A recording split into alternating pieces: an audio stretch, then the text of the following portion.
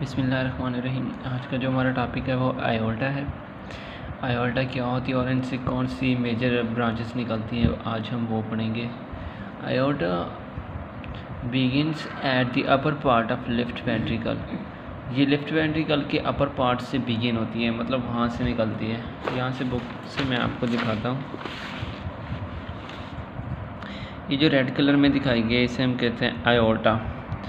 तो ये देखें आप, लेफ़्ट वेंट्रिकल से यहाँ जो पल्मोनरी वेल्व निकला है यहाँ से आयोल्टा बन रही है ऐसे। तो ये उन्होंने बताया असेंडिंग आयोल्टा, फिर उन्होंने यहाँ से आर्च बनाई, आर्च ऑफ आयोल्टा, फिर नीचे जा रही है जो हार्ट के यहाँ तक पहुँच गई है, या डिसेंडिंग आयोल्टा हार्ट से नीचे जा रही है। ये आप आगे समझाता हूँ क्या होता है। आयोल्टा is divided into the three sections: ascending aorta, arch of aorta and descending aorta। ये जो aorta 25 मिलीमीटर होती है ना, इनको फिर 3 सेक्शन में डिवाइड किया जाता है। एक होता है ascending aorta, नाम से ज़ाहिर हो रहा है ascend कर रहा होगा। arch of aorta यानी एक आर्च बना रहा होगा, और descending aorta, arch of aorta यानी आर्च का मतलब कर्व एक बना रहा होगा। descending aorta यानी डिसेंड कर रहा होगा aorta। जैसे कि हमने पढ़ा कि आयोल्टा बिगिंस होता है at the upper part of left ventricle, then pass upward for a short sections. तो upper part of left ventricle से ये क्या होता है, निकलता है, then pass upward for a short sections. तो ये upper part of left ventricle से निकल रहा है और pass upward for a short section. तो ये यहाँ तक अपवर्ड जाता है, फिर ये कर्व बना लेता है। तो जो ये pass upward for a short section, इस जगह तक हम इसे कहते हैं ascending aorta. Then it arch backward, यानी ये कर्व्स बना लेता है पीछे की तरफ से, पीछे के यानी मोड़ के upward, then make a curves backward, यानी थोड़ा सा ऊपर जाके फिर कर्व बना लेता है। अगर आपको नज़र आए तो ये इसे हम कहते हैं आर्च ऑफ आयोटा, यानी कि ऐसे सीधे गया तो असेंड हुआ, लेकिन यहाँ तक गया तो इसने ऐसे ऐसे जाके एक कर्व बना लिया। इसको हम कहते हैं आर्च ऑफ आयोटा। मैं यहाँ से भी थोड़ा सा आपको समझा देता हूँ ये कैसे होता है। ऐसे लेफ़्ट वेंट्रिकल से असेंड करता है, तो यहाँ से जाके ये ऐसे कर्व बना लेता है। तो इस जगह को हम आर्च ऑफ आयोटा कहेंगे। इस जगह को यानी ऐसे गया, ऐसे जो कर्व बनाई जिस जगह से, इसको हम कहेंगे आर्च ऑफ आयोटा। तो क्या होता है, इस कर्व को हम आर्च ऑफ आयोटा कहते हैं। Then descend behind the heart into the thoracic cavity. फिर उसने कर्व बनाया, फिर ऐसे ऐसे ऐसे नीचे हार्ट के पीछे से आता है। Then it descend behind the heart. अगर आप देखें तो ये हार्ट के पीछे है आयोटा, ये देखें, यहाँ से निकला, ऐसे गया, फिर हार्ट के पीछे चला जाता है। तो वही बात करें कि डिसेंड होता है behind the heart into thoracic cavity, फिर थोरेसिक कैविटी में आ जाता है। Thoracic cavity is between the level of 4th vertebra to the 12th vertebra, यानी कि थोरेसिक कैविटी में आया, और फिर जब थोरेसिक कैविटी में आया था तो हम उसे थोरेसिक आयोटा कहते हैं। थोरेसिक आयोटा के कहाँ से कहाँ तक लेवल होता है, 4th वर्टिब्रा से लेकर 12th वर्टिब्रा तक। यानी इसने जब डिसेंड किया तो ये थोरेसिक कैविटी में इंटर हुआ। जब ये थोरेसिक कैविटी में इंटर होता है तो हम इसे कहते हैं क्या, thoracic aorta। So the thoracic aorta is between the level of 4th vertebra to the 12th vertebra। तो 4th वर्टिब्रा से लेकर 12th वर्टिब्रा तक कौन सा आयोटा होता है, thoracic आयोटा होता है। तो 4th से 12th तक जो आयोटा जा रहा है उस आयोटा को हम thoracic आयोटा कहते हैं। At 12th thoracic vertebra behind the diaphragms it enter downward into the abdominal cavity। ये अभी भी डाउनवर्ड जा रहा है, फिर 12th वर्टिब्रा पे जब पहुंचता है तो ये एब्डामिन में इंटर हो जाता है, इसलिए हम इसे एब्डामिनल आयोटा कहते हैं। एट 4th लंबर, वो पहले वर्टिब्रा की बात थी, अब लंबर तक पहुंच गया। At 4th lumbar vertebra it divided into the right and left common iliac arteries. तो 4th लंबर वर्टिब्रा, याद रखना लंबर वर्टिब्रा पे ये किस में डिवाइड हो जाता है, ये डिवाइड हो जाता है left and right common iliac arteries, जो हमारे पेल्विस, और फिर उसके बाद ये जो इलिक आर्टरीज होती हैं ये इंटरनल और एक्सटर्नल इलिक आर्टरीज में डिवाइड होकर हमारे लेग्स को ब्लड सप्लाई तक जाती हैं। और मैंने ये एक छोटी सी डायग्राम बनाई है ताकि आपको समझ आ पाए। तो ये लेफ्ट वेंट्रिकल से अराइज हो रहा है, ऐसे जब जाता है यहाँ तक, तो ये जो मैंने डॉट डॉट शो किया है यहाँ तक होता है असेंडिंग आयोटा, असेंडिंग आयोटा। तो इससे ऊपर जब ये कर्व एक बनती है इसको हम कहते हैं आर्च ऑफ आयोटा। और इसके बाद T4 से T12 तक जब ये अब डिसेंड कर रहा है ना, नीचे की जानब आ रहा है, तो T4 से T12 तक ये थोरेसिक कैविटी में होता है, तो हम इसको क्या कहते हैं, थोरेसिक आयोटा, थोरेसिक आयोटा। और इसके बाद T12 से लेकर 5th नंबर तक एब्डोमिनल एओर्टा होता है। जैसे 4th नंबर में ये इंटर होता है तो ये 2 आर्टरीज में डिवाइड हो जाता है एओर्टा, इसको हम टर्मिनल एओर्टा भी कह सकते हैं। ऊपर वाला एब्डोमिनल एओर्टा था, उससे ऊपर थोरेसिक एओर्टा। ये एक्चुअली यहाँ से T4 से कौन स्टार्ट हो रहा है, डिसेंडिंग एओर्टा स्टार्ट हो रहा है। ये तो था असेंडिंग आर्च ऑफ एओर्टा, और T4 से डिसेंडिंग, डिसेंडिंग सेंडिंग आयोटा। फिर ये डिसेंडिंग आयोटा फिर डिवाइड हो रहा है थोरेसिक आयोटा में, एब्डोमिनल आयोटा में और टर्मिनल आयोटा, जहाँ 4th नंबर पे ये राइट कॉमन इलिक आर्टरी और लेफ्ट कॉमन इलिक आर्टरी। फिर इनसे मज़ीद ब्रांचेस निकलती है, एक्सटर्नल और इंटरनल इलिक आर्टरीज। तो इस तरह की आपने विजुअलाइज करना है। जैसे मैंने आपको बताया लेफ़्ट वेंट्रिकल से स्टार्ट होता है, तो लेफ़्ट वेंट्रिकल से बिगिनस हुआ, और उसके बाद ये लेफ़्ट वेंट्रिकल से स्टार्ट होने के बाद ये पास होता है शॉर्ट सेक्शन के लिए अपवर्ड। अगर आप देखें तो ये शॉर्ट सेक्शन के लिए अपवर्ड होता है। फिर इसके बाद ये कव बना लेता है, रन्स अपवर्ड देन बैकवर्ड, थोड़ा सा अपवर्ड किया then backward in a curve form in the front of trachea, ये ट्रिकिया के फ्रंट में होता है।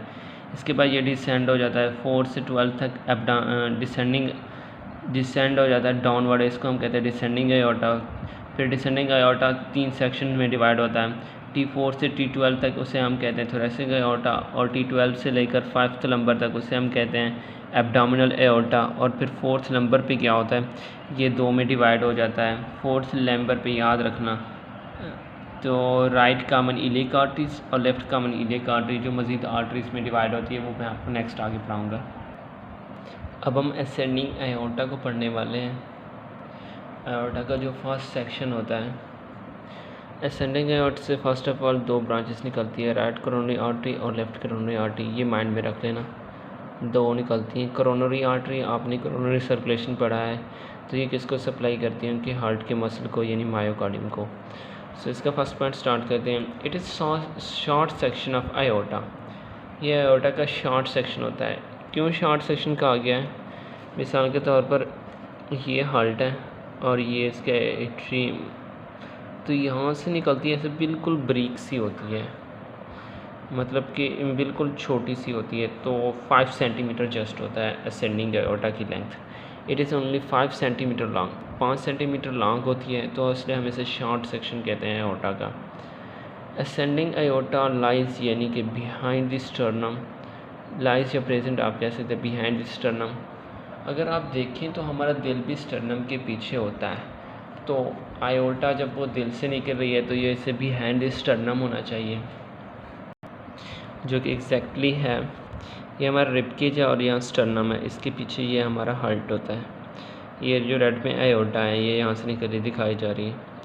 तो क्या वही बात कर रहे हैं कि बिहाइंड दी स्टर्नम, ये स्टर्नम आ गया उसके पीछे ये होती है। एक्चुअली दिल भी स्टर्नम के पीछे होता है, तो आयोटा के लिए तो मस्ट हो गया कि वो स्टर्नम के पीछे होगी।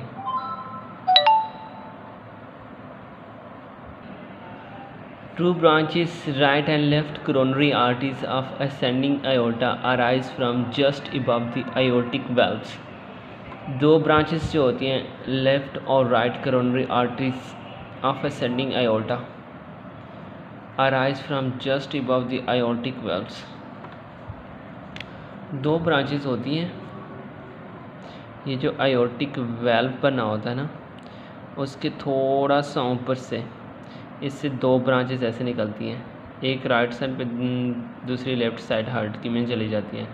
तो इस तरह से 2 ब्रांचेस निकलती हैं। अब इन ब्रांचेस जो होती हैं इनको हम आर्टरीज़ कहते हैं। 2 आर्टरीज़ निकलती हैं। कोरोनरी आर्टरीज़, तो 2 कोरोनरी आर्टरी होंगी, एक राइट कोरोनरी आर्टरी, एक लेफ़्ट कोरोनरी आर्टरी। एक राइट साइड ऑफ हार्ट को ब्लड सप्लाई करती है ऑक्सीजनेटेड, दूसरी लेफ़्ट साइड ऑफ हार्ट को, यानी कि इटसेल्फ हार्ट को ये ब्लड सप्लाई कर रही होती हैं।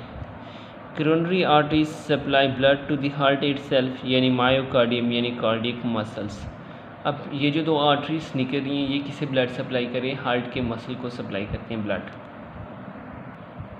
ये मैंने डायग्राम के थ्रू थोड़ा सा बनाया है कि असेंडिंग आयोर्टा है, ये मैंने बनाया है, बिल्कुल असेंड कर रहा है, बिहाइंड द स्टर्नम होता है, ठीक हो गया। 5 सेंटीमीटर लॉन्ग, इसे हम इसे शॉर्ट सेक्शन कहते हैं। 5 सेंटीमीटर होता है, सिर्फ और सिर्फ 5 सेंटीमीटर, सो शॉर्ट सेक्शन होता है, सबसे यही शॉर्ट होता है। अब 2 आर्टरीज निकलती है, right coronary arteries and left coronary arteries, जो कि सप्लाई करें दोनों कार्डिक मसल को ब्लड सप्लाई ऑक्सीजनेटेड ब्लड की। अब ये राइज कहाँ होती है? Rise above the aortic valves, just above the aortic valves, उसके थोड़ा सा आगे होती हैं। तो ये है असेंडिंग आयोर्टा के बारे में, सिर्फ 2 ही आर्टरीज निकलती हैं। इसके बाद हम पढ़ते हैं arch of aorta. Arch of aorta, arch of aorta is a continuation of ascending aorta. Continuation है असेंडिंग आयोर्टा का, यानी वो उसके साथ ही अटैच हो जाती है। वो पहले आ रही थी, उसके साथ इसने कंटिन्यूएशन यानी उसके साथ ही अटैच होगी। Begins behind the manubrium of sternum, manubrium of sternum के बिल्कुल पीछे स्टार्ट होती है। अब मैनिब्रम क्या होता है? अपर पोर्शन ऑफ स्टर्नम यानी superior portion of sternum, sternum का जो सुपीरियर पोर्शन होता है।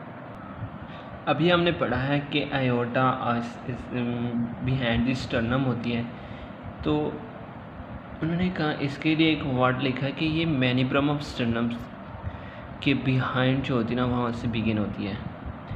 तो मिसाल के तौर पर ये मैंने पेंसिल रखी हुई है, इसे आप ले लें स्टर्न, ये पेंसिल है, इसे आप ले लें स्टर्नम। तो इस जगह को अब सुपीरियर पोर्शन मैंने बताना है, अपर पोर्शन स्टर्नम का।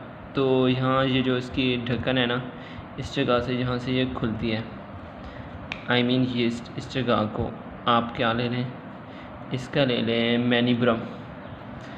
तो जहाँ तक मैनिब्रम स्टार्ट होता है, जहाँ से बिल्कुल उसी के ये पीछे होती है ना, तो वहाँ से आर्च ऑफ आयोर्टा, यानी कि आर्च ऑफ आयोर्टा मैनिब्रम की जिस लेंथ पे मैनिब्रम स्टार्ट हो रहा था उसी लेंथ से आर्च ऑफ आयोर्टा स्टार्ट होती है, लेकिन आयोर्टा से ना, कि आपने ये कहना है कि मैनिब्रम से ये निकल रही है स्टर्नम के, ये निकल है आयोर्टा की, मतलब एक सेक्शन है, लेकिन उन्हें एक एग्जैक्ट जगह जो बताई है ना वो बता रहे हैं कि ये जो स्टर्नम का मैनिब्रम है, इस जगह को मैं कह रहा हूँ ऐसे। तो सेम उसी तरह आयोर्टा उसी के बिल्कुल पीछे उसी जगह के बराबर स्टार्ट होती है, तो इसे हम कहते हैं, इसलिए हम कहते हैं start behind the manubriums of sternum. And arch of aorta runs upward and backwards, ये रन्स करती है, runs upward and backward in a curve form in the front of trachea and downward to the left of trachea. अब क्या हुआ? अभी मैंने बताया कि ये 3 मैंने इसलिए बनाए हैं आपको ताकि समझ आ सके। अगर डायग्राम बनाऊंगा तो आपको बिल्कुल भी समझ नहीं आएगी। इससे मैंने बताया है क्या? स्टर्नम, और ये जो ढक्कन की ये वाली जगह से मैंने बताया है मैनिब्रम ऑफ स्टर्नम। क्या? Manubrium of sternum. और इसी लेंथ के, जहाँ मैनिब्रम ऑफ स्टर्नम उसी लेंथ के आयोर्टा से जो बनती है ना कर्व, उससे हम कहते हैं आर्च ऑफ आयोर्टा। तो आर्च ऑफ आयोर्टा ऐसे स्टार्ट होती है, फिर क्या होती है, ये फिर एक कर्व बना लेती है, इस तरह का ऐसे कर्व बनाती है। एक मिनट में आपको ड्रा करके दिखाता हूँ। ऐसे स्टार्ट हुई, फिर एक कर्व बन रहा है। तो मैनिब्रम ऑफ स्टर्नम के बिहाइंड ये स्टार्ट होती है, और किसके?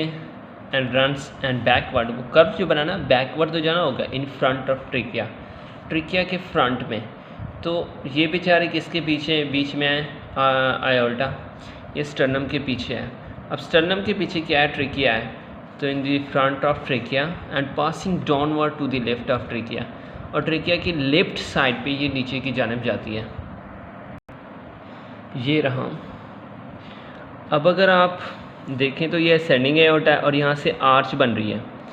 तो इसके आगे मैंने पहले भी आपको स्केच से दिखाया है कि इसके आगे स्टर्नम होता है हार्ट के आगे, तो एओर्टा के आगे स्टर्नम हो गया। अब ये जो वेंट पाइप बनी हो येलो कलर की, कौन सी कलर की? येलो कलर की। तो ये ट्रेकिया, अगर आप देखें तो आर्च ऑफ एओर्टा के पीछे है ना, और ये आर्च ऑफ एओर्टा इसकी लेफ़्ट साइड पे जा रही है। ये ट्रेकिया है, इसकी ये राइट साइड है, ये वाली साइड राइट है, और ये तो ये लेफ़्ट साइड पर डिसेंड कर रही है आर्च ऑफ एओर्टा, और इससे ये ब्रांचेस निकल रही है, वो अभी मैं पढ़ाता हूँ आपको।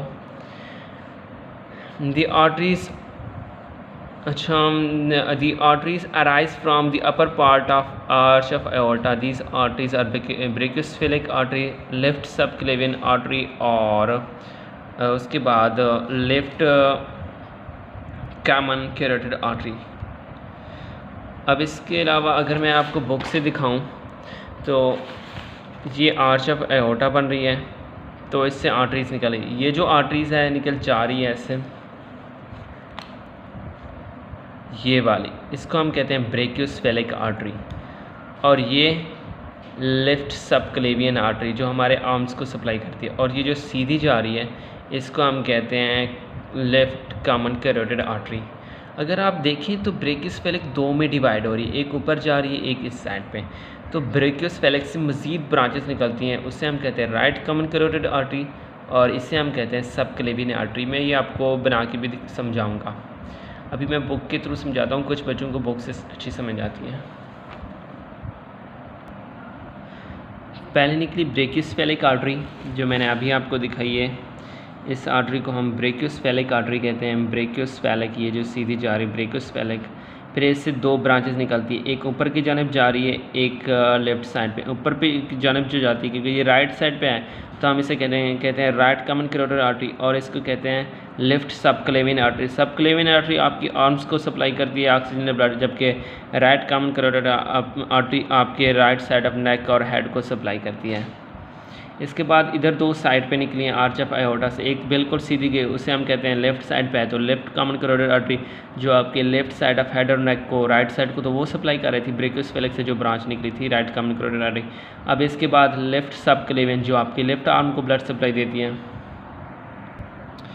उसके बाद ब्रेकियोसेफेलिक आर्टरी सेकंड उन्होंने left subclavian artery which supply blood to the left arm. उसके बाद left common carotid artery which supply blood to the left side of neck and head.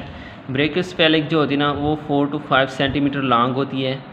कितने सेंटीमीटर? 4 to 5 सेंटीमीटर लॉन्ग होती है, जितना कि बेचारी ascending aorta थी, तो इसकी एक ब्रेकियोसेफेलिक इतनी लॉन्ग होती है। और उसने बताया कि at the level of sternoclavicular joints it divide into right and left common, it divide into common right common carotid artery and left subclavian artery. अच्छा, जहाँ पे ये डिवाइड हो रही है इससे हमने किस चीज़ का नाम दिया है? राइट कॉमन कैरोटिड आर्टरी, और इसे मैंने राइट सबक्लेवियन का नाम दिया है, सबक्लेवियन आर्टरी। तो जिस जगह पे ये तो ब्रेकियोसेफेलिक आर्टरी जा रही है जो कि 4 से 5 सेंटीमीटर लॉन्ग होती है, अगर आप देखें तो इसकी लेंथ 4 से 5 सेंटीमीटर होती है। तो जिस जगह पे ये डिवाइड होती है उसको हम कहते हैं स्टर्नोक्लेविकल जॉइंट्स, यानी स्टर्नम और क्लेविकल का वो जॉइंट हो जहाँ बनता है ना, उसको हम उस जॉइंट पे ये दो में डिवाइड हो जाती हैं, यानी कि ये क्लेविकल है और ये सीधी स्टर्नम है। तो स्टर्नम और क्लेविकल ने आपस में जो जॉइंट बनाया उसको हम कहते हैं स्टर्नोक्लेविकल जॉइंट। तो उसी जॉइंट पे जब ये ब्रेकियोसेफेलिक आर्टरी पहुंचती है ना, तो ये फिर दो में डिवाइड हो जाती हैं, राइट सबक्लेवियन और राइट कॉमन कैरोटिड आर्टरी। उसके बाद उन्होंने बताया कि राइट कॉमन कैरोटिड आर्टरी और लेफ़्ट कॉमन कैरोटिड आर्टरी ऊपर भी मैंने लिखी है, तो ये दो मज़ीद में डिवाइड होता है, सेम फॉर लेफ़्ट, ये लेफ़्ट के लिए भी सेम होगा। अब राइट कॉमन कैरोटिड आर्टरी किस में डिवाइड हो रही है? राइट एक्सटर्नल कैरोटिड आर्टरी और राइट इंटरनल कैरोटिड आर्टरी, ये मज़ीद दो में डिवाइड हो जाती है, एक्सटर्नल कैरोटिड आर्टरी और इंटरनल कैरोटिड आर्टरी। अब कुछ हमारे फेस के एक्सटर्नल पार्ट को यानी कि हेड और नेक के एक्सटर्नल पार्ट को ब्लड सप्लाई कर रही होंगी, और कुछ हमारे इंटरनल पार्ट को, इसलिए ये दो में डिवाइड हो गई हैं। जिस तरह ये जिस तरह राइट कॉमन करोटिड आर्टरी दो में डिवाइड होती है, इस तरह सेम फॉर लेफ़्ट होती है, वो भी इस तरह, और लेफ़्ट एक्सटर्नल करोटिड आर्टरी और लेफ़्ट इंटरनल करोटिड आर्टरी में डिवाइड हो जाती है। ये मैंने रफ सी डायग्राम बनाई है आपको समझाने के लिए। तो ये आर्च ऑफ आयोर्टा बनी हुई है। अब क्या हुआ, यहाँ से ब्रांचेस निकल रही हैं। ये अगर आप देखें तो 3 ब्रांचेस निकलती हैं, 1, 2 और 3। तीसरी ब्रांच जो मैंने बनाई है थोड़ी यूँ बनानी चाहिए थी, लेफ़्ट सबक्लेवियन ऐसे और ये ऐसे। इसको हम कहते हैं ब्रेकियोसेफेलिक आर्टरी। इसको क्या कहते हैं, ब्रेकियोसेफेलिक आर्टरी। इसको हम जो सीधी जा रही है इसको हम कहते हैं left common carotid artery, red में लिखा हुआ है ये वाला। और ये जो इस साइड पे जो आ रही है इसको हम कहते हैं लेफ़्ट सबक्लेवियन आर्टरी। एक मरतबा फिर से मैं आपको थोड़ा सा बना के समझाने की कोशिश करता हूँ ये किस तरह होती है। ये आर्च ऑफ आयोर्टा है, इससे 3 ब्रांचेस निकलती हैं, एक ऐसे जाती है ऐसे, और एक ऐसे लेफ़्ट साइड पे चली जाती है, दूसरी लेफ़्ट साइड पे फिर अपर साइड पे ऐसे चली जाती है। अब ये जो यहाँ जो गई है, एक इसकी इधर ब्रांच चली जाती है और एक इसकी इधर। तो ये चीज़ें मैंने बनाई। इसको हमने ब्रेकियोसेफेलिक आर्टरी का नाम दिया और इसको मैंने दिया left common carotid artery, common carotid artery. सी जो मैंने लिखा है, सी से कॉमन, सी से कैरोटिड, ए से आर्टरी। ये हो गया लेफ़्ट सबक्लेवियन आर्टरी, ये लेफ़्ट सबक्लेवियन आर्टरी होती है। और ये लेफ़्ट कॉमन कैरोटिड आर्टरी थी, ये ब्रेकियोसेफेलिक। फिर ब्रेकियोसेफेलिक की 2 ब्रांचेस बनी हैं, एक को हम कहते हैं राइट सबक्लेवियन आर्टरी और दूसरी को हम क्या कहते हैं, दूसरी को हम कहते हैं राइट कॉमन कैरोटिड आर्टरी। अगर आप देखें तो ये डायरेक्ट 2 ब्रांचेस बन रही हैं, लेफ़्ट सबक्लेवियन और लेफ़्ट कॉमन कैरोटिड आर्टरी, ये आर्च ऑफ आयोर्टा से। लेकिन अगर ये देखें तो ये किससे, ब्रेकियोसेफेलिक की। तो एमसीक्यूज़ में पूछा जा सकता है कि ये किसकी ब्रांचेस हैं, यानी कि राइट कॉमन कैरोटिड आर्टरी और राइट सबक्लेवियन आर्टरी। तो अगर एमसीक्यूज़ में ब्रेकियोसेफेलिक का नाम आ जाए तो ब्रेकियोसेफेलिक की ब्रांचेस लिखनी है, ना कि आर्च ऑफ आयोर्टा का। तो क्या होता है, जिस पॉइंट पे ये डिवाइड होती है ना, 2 में डिवाइड होती है ब्रेकियोसेफेलिक आर्टरी, तो कौन सा पॉइंट होता है, वो होता है स्टर्नोक्लेविकल जॉइंट। यानी कि जहाँ स्टर्नम और क्लेविकल जॉइंट एक दूसरे के मिलते हैं, तो बिल्कुल उसी जगह के सामने ये 2 पॉइंट में डिवाइड हो जाती है। तो वही फिर मैंने बनाया था। ये देखें, अगर आप देखें, मैंने ब्रेकियोसेफेलिक आर्टरी, यहाँ मैंने स्टर्नोक्लेविकल जॉइंट बनाया जहाँ पे ये 2 में डिवाइड हो रही है, राइट सबक्लेवियन आर्टरी और राइट कॉमन कैरोटिड आर्टरी में गई है। फिर राइट कॉमन कैरोटिड आर्टरी से 2 ब्रांचेज निकलती है, राइट एक्सटर्नल कैरोटिड आर्टरी जो कि एक्सटर्नल पार्ट ऑफ हेड और नेक को सप्लाई करती है, और इसके बाद राइट इंटरनल कैरोटिड आर्टरी जो कि इंटरनल पार्ट ऑफ हेड और नेक को ब्लड सप्लाई करती है। इसके बाद मैंने 2 इस साइड पे बनाई थी जो कि डायरेक्ट इससे निकल रही थी। एक थी लेफ़्ट सबक्लेवियन आर्टरी जो कि लेफ़्ट साइड पे जा रही है, इसके बाद लेफ़्ट कॉमन कैरोटिड आर्टरी। फिर लेफ़्ट कॉमन कैरोटिड आर्टरी से भी 2 इस तरह की निकलती हैं, लेफ़्ट इंटरनल कैरोटिड आर्टरी और लेफ़्ट एक्सटर्नल कैरोटिड आर्टरी जो कि एक्सटर्नल और इंटरनल पार्ट ऑफ हेड और नेक को ब्लड सप्लाई करती हैं। आई होप आपको आर्च ऑफ आयोर्टा समझ आ गई होगी। नेक्स्ट वेरी इंपॉर्टेंट पढ़ रहे हैं हम, जो कि है डिसेंडिंग आयोर्टा। बहुत ही इंपॉर्टेंट है, यहाँ पे ज़्यादा अटेंशन की ज़रूरत होती है। Descending aorta is a continuation of arch of aorta. Arch of aorta की कंटिन्यूएशन होगी। अगर आप देखें तो ये ऐसे असेंडिंग आयोर्टा, फिर कर्व बनती है जिसे हम आर्च ऑफ आयोर्टा करते हैं, फिर ऐसे डिसेंड होता है। तो ये एक दूसरे की सभी कंटिन्यूएशन है। ये आर्च ऑफ आयोर्टा किसकी कंटिन्यूएशन थी, ये असेंडिंग आयोर्टा की। सो डिसेंडिंग आयोर्टा किसकी, आर्च ऑफ आयोर्टा की। Descending aorta begins at the level of 4th vertebra. कौन से वर्टिब्रा पे बिगिंस होता है, at the level of 4th vertebra. ये एमसीक्यूज़ में आ सकता है कि कौन से लेवल्स पे असेंडिंग आयोर्टा स्टार्ट होता है, at the level of 4th vertebra. Descending aorta has 3 parts, यानी 3 सेक्शन रखता है। Thoracic aorta, abdominal aorta and terminal aorta. यानी ये भी 3 पार्ट्स में डिवाइड हो जाता है। जैसे आयोर्टा बेचारा 3 में डिवाइड हुआ, असेंडिंग आर्च ऑफ आयोर्टा, फिर डिसेंडिंग आयोर्टा, तो फिर इसके भी 3 सेक्शन बने। अब यूँ माइंड में रख दें कि इसके भी 3 बच्चे बने, thoracic aorta, abdominal aorta and terminal आयोर्टा, जिस टर्मिनल आयोर्टा होता है लास्ट में। thoracic aorta is between the level of 4th vertebra to the 12th vertebra above the diaphragm. ये डायफ्राम से above होता है, यानी कि 4th से लेकर 12th, 4 to 12th वर्टिब्रा, लंबर नहीं वर्टिब्रा, 4th to 12 वर्टिब्रा।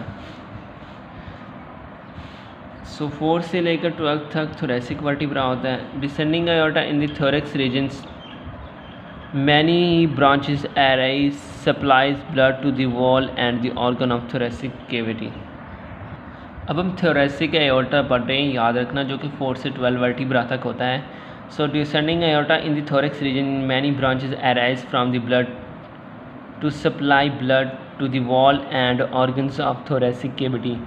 सो दी ऑर्गन्स जो थोरेसिक कैविटी के और उनकी जो वॉल्स होगी थोरेसिक कैविटी की, उनको सप्लाई करने के लिए ब्लड बहुत सी ब्रांचेस अराइज होती हैं। सो थोरेसिक आयोर्टा से बहुत सी ब्रांचेस निकलती हैं जो कि सप्लाई करते हैं ब्लड, जो उसकी थोरेसिक कैविटी की वॉल्स होती हैं, जो उसके साथ इंटरनल एसोसिएटेड ऑर्गन्स होते हैं इन थोरेसिक कैविटी में, तो थोरेसिक आयोर्टा से ब्रांचेस निकलती हैं।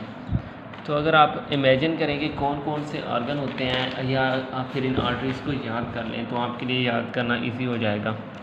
एक होती है, यहाँ मैंने इस साइड पे जो लिखी है अनपेयर्ड लिखी है, और इस साइड पे मैंने पेयर्ड लिखी है।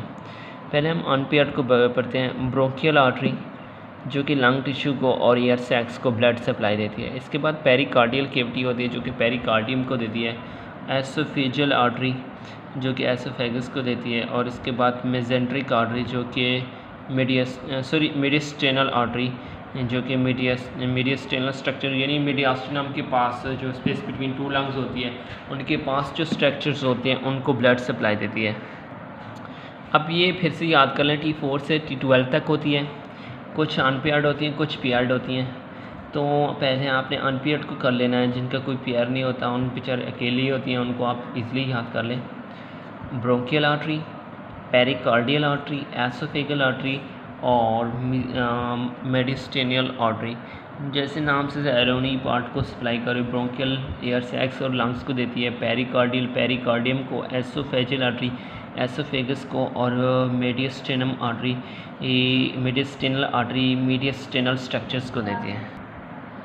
अब जो पेयर्ड हैं उनको पढ़ लेते हैं। इंटरकोस्टल आर्टरीज़, अब इंटरकोस्टल जो होती है ना, ये पेयर्ड होती हैं। और इसके बाद सुपीरियर फ्रेनिक आर्टरी, ये भी पेयर्ड में होती है। इंटरकोस्टल आर्टरी हमारे स्पाइनल कॉर्ड हो गया, रिब्स होंगी, इंटरकोस्टल मसल हो गए, और muscle of thorax intercostal muscles यानी कि रिब्स और स्पाइनल कॉर्ड को सप्लाई करती है। जबकि सुपीरियर फ्रेनिक आर्टरी याद करना, क्योंकि इंफीरियर फ्रेनिक आर्टरी आगे एब्डोमिनल एओर्टा में पाई जाती है, ये डायफ्राम को सप्लाई करती है। और इस तरह ये जो एसोसिएटेड ऑर्गन यानी कि मसल ऑफ थोरिक्स हो गया, और इसके अलावा मेरे ख्याल से अंडरलाइंग कनेक्टिव टिश्यू को भी ये सप्लाई करती है। तो आप ये याद कर लें, इनमें से दो जो है ना वो है पेयर्ड में, बाकी चार जो अनपेयर्ड में है उसमें आप ब्रोंकियल आगे, आप अगर अपने ये जो थोरेक्स कैविटी है इसको इमेजिन कर लें, तो उसमें जो आर्गन पाया जाता है तो आप इजीली याद कर सकते हैं। अगर आप देखें तो हमारे थोरेक्स कैविटी में लंग्स होते हैं, पेरिकार्डियम लेयर होती है, और इसके बाद एसोफेगस होता है, मेडिस्टेनम होता है, और इसके अलावा स्पाइनल कॉर्ड भी इसी में होता है, और रिब्स केज भी इसी में होते हैं, और डायफ्राम भी इसी में होता है। तो आपको इजीली याद हो सकता है। Abdominal aorta is the continuation of thoracic aorta. Descending aorta enter into the abdomen aorta at the level of the 12th thoracic vertebra by passing behind the diaphragm. Diaphragm के नीचे ये किसमें 12th वर्टिब्रा में के level पे ये inter होता है एब्डोमिनल एओर्टा में। In the front of vertebral column के फ्रंट में to the level of 4th lumbar vertebra, यानी कि 4th लंबर वर्टिब्रा तक जाता है। 12th से 4th लंबर वर्टिब्रा तक हमारा कौन सा होता है? एब्डोमिनल एओर्टा होता है। where it divided into the right and left common iliac arteries। फिर ये टर्मिनल एओर्टा में डिवाइड हो जाता है, किसमें? At 4th number vertebra.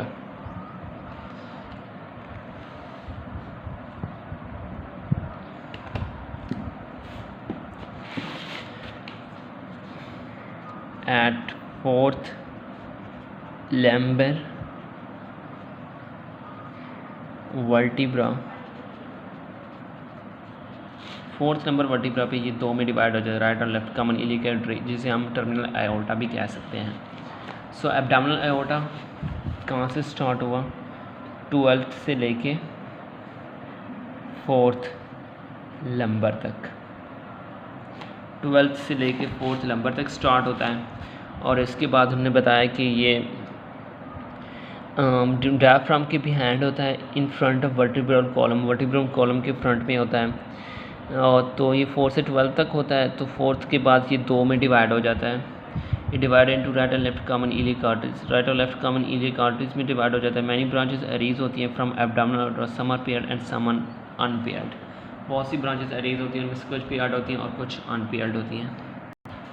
इस साइड पे मैंने अनपेयर्ड बनाए हैं। यहाँ सबसे पहले जो निकलती है वो होती है सीलियक ट्रंक, सीलियक ट्रंक से फिर 3 निकलती हैं। अब अगर एब्डोमेन में देखें तो हमारे पास स्टोमिक होता है, उसके बाद स्प्लीन होती है और लीवर होता है। तो लेफ़्ट गैस्ट्रिक आर्टरी, गैस्ट्रिक किसे कहते हैं? सो गैस्ट्रिक आर्टरी स्टोमिक को सप्लाई करती है, स्प्लेनिक आर्टरी ब्लड सप्लाई करती है स्प्लीन को, और कॉमन हिपैट्रिक आर्टरी हमारे लीवर को। सो सीलियक ट्रंक फिर 3 में डिवाइड हुआ, यानी कि एब्डोमिनल एओर्टा से सीलियक ट्रंक निकलता है लेफ़्ट साइड पे, तो लेफ़्ट साइड पे 3 निकल, लेफ़्ट गैस्ट्रिक आर्टरी निकलती है वहाँ से सीलियक आर्टरी से, फिर निकलती है स्प्लेनिक आर्टरी और कॉमन हिपैटिक आर्टरी, और जैसे इनके नाम ज़ाहिर है सो सी आर्गन को जो ब्लड सप्लाई करती हैं। इसके बाद पेयर्ड में होती है इन्फीरियर फ्रेनिक आर्टरी।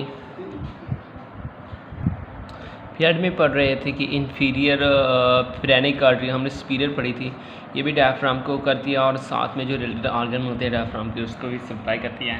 इसके बाद होता है एडर्नल आर्टरी, नाम से ज़ाहिर है एडर्नल ग्लैंड को सप्लाई करेगी। इसके बाद होती है रीनल आर्टरी जो कि हमारी किडनी को सप्लाई करती है, 2 होती हैं। गुनेटल आर्टरी जो कि हमारे टेस्टिस और एक टेस्टिस को टेस्टिनल आर्टरी कहते हैं, ओवरी को ओवरियन आर्टरी कहते हैं। लंबर आर्टरी जो कि हमारे वर्टिब्रा और लंबर्स रीजन को सप्लाई करती है। अब इन सब आर्टरीज को आप कैसे याद कर सकते हैं? ये आप अगर हाइपोकार्टनिक रीजन वाली वीडियो देख लें तो आप इन आर्टरीज को इजीली रिमेंबर कर सकते हैं। दूसरा, आप एक विजुलाइज करें कि कौन सा आर्गन कहाँ पाया जाता है, तो इससे भी आप इसी याद कर सकते हैं। इसके बाद हमारा लास्ट क्वेश्चन है कि वो टर्मिनल, इसके अलावा एक और आर्टरी भी पाई जाती है जिसे हम कहते हैं मीडियन सैक्रल आर्टरी, जो कि हमारे सैक्रल पार्ट को ब्लड सप्लाई देती है। और इसके बाद टर्मिनल एओर्टा स्टार्ट हो जाता है जो कि राइट कॉमन इलियक आर्टरीज और लेफ्ट कॉमन इलियक आर्टरी में डिवाइड हो जाती है, जो कि मज़ीद डिवाइड होती हैं।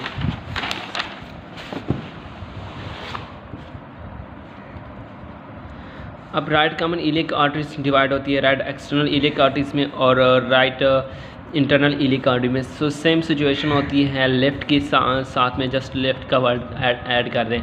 तो इस तरह इनकी ब्रांचेस निकलती हैं। आई होप आपको लेक्चर समझ आ गया। अगर आपको लेक्चर समझ आए प्लीज़ मेरे चैनल को सब्सक्राइब कर लें और साथ में मेरी वीडियो को लाइक भी कर दें और अपने फ्रेंड्स के साथ शेयर भी करें। थैंक यू, अल्लाह हाफिज़।